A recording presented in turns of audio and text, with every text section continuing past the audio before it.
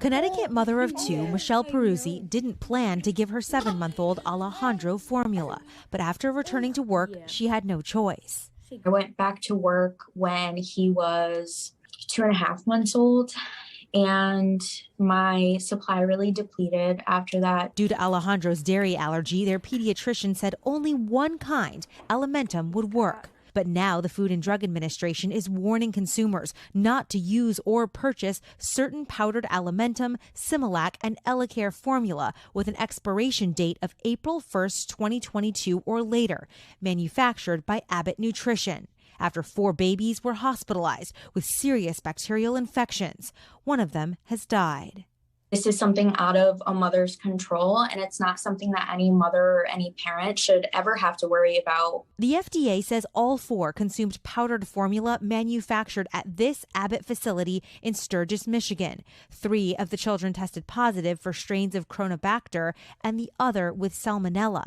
Abbott has issued a voluntary recall, putting even more pressure on parents like Peruzzi, who've been struggling with a nationwide formula shortage for months now due to labor issues and supply chain problems. According to formula tracking data, on average, more than 11,000 stores nationwide are understocked. Florida, New Jersey, New York, North Dakota, Oregon, and Washington are all hit hard, understocked by as much as 40%. What goes through your head when you're not able to get the formula that you need for your son?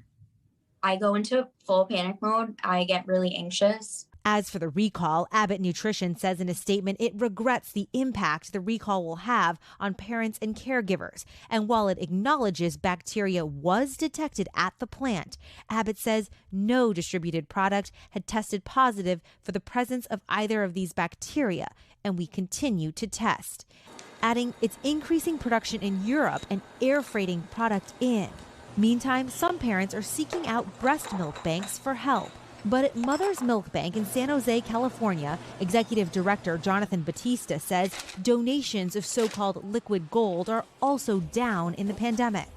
We're all fatigued with the COVID pandemic, and milk donation is probably not top of mind for many moms. This freezer, usually packed with donated milk, now stands half empty. The Human Milk Banking Association of North America is calling on people with an excess of breast milk to find their local milk bank and donate. And mom Michelle Peruzzi has a message for formula makers.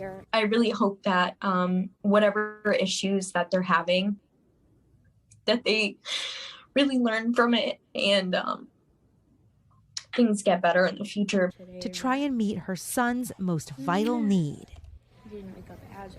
Now, this story just hit so close to home with my 9-month-old daughter, and I want to tell you the symptoms to watch for here: fever, diarrhea, aches, and vomiting. You definitely want to be talking to your pediatrician if you see any of that. And to find out whether or not your formula has been impacted, you can visit SimilacRecall.com, and then you enter the lot number from your formula, and it will tell you if you've been impacted. Guys?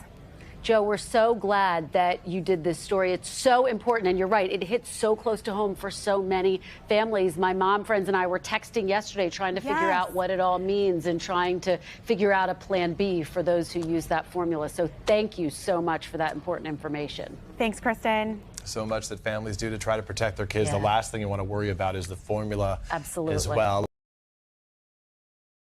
Hey, thanks for watching our YouTube channel. Find your favorite recipes, celebrity interviews, uplifting stories, shop our favorite deals, and so much more with the Today app. Download it now.